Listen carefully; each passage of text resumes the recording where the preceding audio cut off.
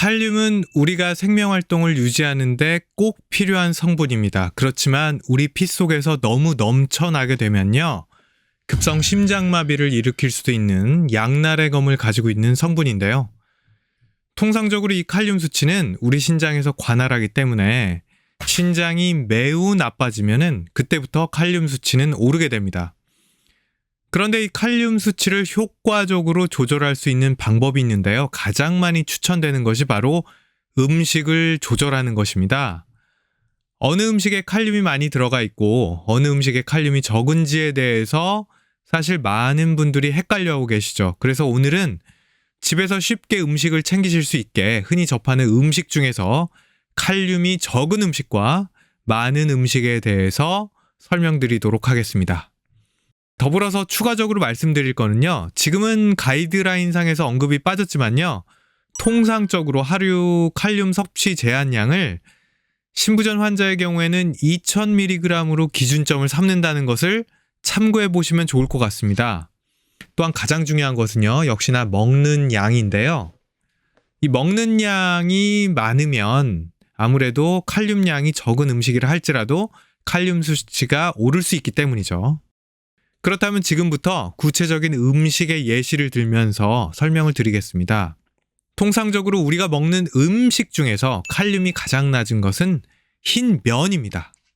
이 백색 밀면, 국수면의 경우에서는요, 이 칼륨 수치가 굉장히 낮은데요. 하얀 국수 밀면의 경우에는 100g 기준으로 칼륨은 약 120mg입니다. 여기서 추가적으로 이 소면을 물에다 데쳐서 먹게 되면요, 칼륨은 8분의 1 정도로 낮아지게 됩니다. 100g의 국수면을 물에 데치면요, 270g으로 불게 되는데요. 이때 칼륨량은 불과 14mg으로 확 줄게 됩니다. 소바면의 경우에는 100g 건조면을 기준으로 칼륨은 260mg이나 되지만 이 역시 물에다 데치게 되면요, 칼륨은 34mg으로 확 줄게 됩니다. 우동면도요, 좀 비슷한데요. 이 역시 물에 데치면 1인분 240g 기준으로 22mg 정도밖에는 되지 않아요. 그런데 면이라고 다 칼륨이 낮은 건 아닙니다. 칼륨이 높은 면도 있죠. 바로 그게 이제 중국 음식점에서 하는 중국 음식 면이 되겠습니다. 쉽게 말하면 이제 짜장면의 면 같은 거죠. 이 경우에는 한 120g 1인분 기준으로 무려 420mg의 칼륨이 들어있습니다. 물론 이 짜장면도요, 찌게 되면 칼륨이 많이 빠져나가는데 많이 빠져나가도 국수면에 비해서는 높은 편으로 알려져 있습니다. 그러니까 면을 드시고 싶으면은 얇은 국수면이 칼륨 관리 측면에서는 확실히 더 좋다는 사실 기억해 두시면 좋겠습니다. 그 다음에 설명드릴 것은 흰 쌀밥입니다. 이 현미와 백미는요, 칼륨 수치가 매우 차이가 나게 되는데요. 다 지은 밥 한 공기 180g 기준으로 해서요, 백미는 52mg 정도밖에 칼륨이 들어있지 않습니다. 현미의 경우에는 다 지은 밥 한 공기 180g의 경우에 이보다 약 3배 이상 칼륨량이 높습니다. 현미는 약 171mg이 됩니다. 그러니까 흰 쌀밥 3공기가 현미 1공기 정도의 칼륨량을 가지고 있는 거죠. 이런 이유로 신부전 환자들에게는 현미보다는 흰 쌀밥을 추천하는 경우가 많습니다. 흰 쌀밥으로 칼륨 수치를 낮추면요, 이건 기본으로 우리가 항상 먹는 거니까 다른 야채나 고기 등을 추가적으로 더 먹고도요, 하루 칼륨 섭취 제한량을 맞출 수 있게 되는 좋은 이점이 있는 것이죠. 특히 이 밥이라고 하는 것은요, 우리가 매일매일 먹는 것이기 때문에 아무래도 더 신경이 쓰일 수가 있습니다. 참고로 밥 한 공기 180g 기준으로 해서요, 단백질 양은 약 4.5g이 됩니다. 밥 한 공기의 칼륨량과 비슷한 칼륨량을 가진 것이 바로 식빵 한쪽입니다.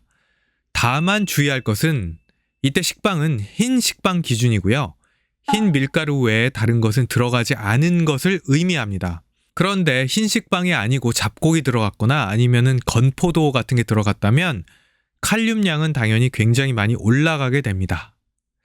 그 다음에 이제 밥에 넣어서 먹는 잡곡에 대해서도 말씀을 드릴게요. 이 잡곡 중에는 율무가 칼륨 함량이 제일 낮습니다. 밥 한 공기에 들어가는 율무 11g 정도를 보면요.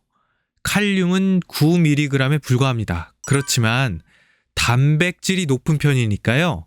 잡곡류들은요. 단백질 제한 시기에서는 아무래도 제외되는 경우가 많을 수밖에 없습니다. 그 다음에 이제 물고기, 우리 맛있는 어류에 대해서 설명드리겠습니다. 통상적으로 어류는 육고기에 비해서 칼륨의 함량이 낮습니다. 이 전갱이 한 마리가 150g인데요. 여기에 들어가 있는 칼륨은 약 245mg입니다. 근데 이거에 비해서 닭가슴살 한 덩어리 170g 기준으로 해서는요. 약 629mg의 칼륨이 들어가 있습니다. 이외에도 연어나 캔 참치인 경우에는 칼륨 함유량이 좀 적은 걸로 알려져 있는데요. 문어의 경우에는요. 문어다리 하나가 한 150g 기준으로 해서요. 365mg이 칼륨입니다. 그러니까 칼륨 양이 비교적 적은 편이죠. 그런데 이 문어의 경우에는요. 150g을 먹으면 단백질은 무려 32.6g으로 매우 고단백 식품이기 때문에 저단백 식이를 하는 경우에는 문어다리 150g만 섭취해도요.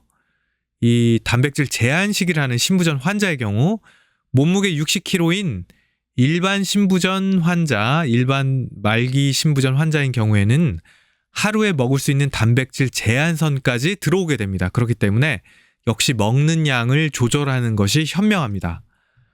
그런데 이 물고기라고 해서 다 칼륨 수치가 낮은 것만 있는 건 아닙니다.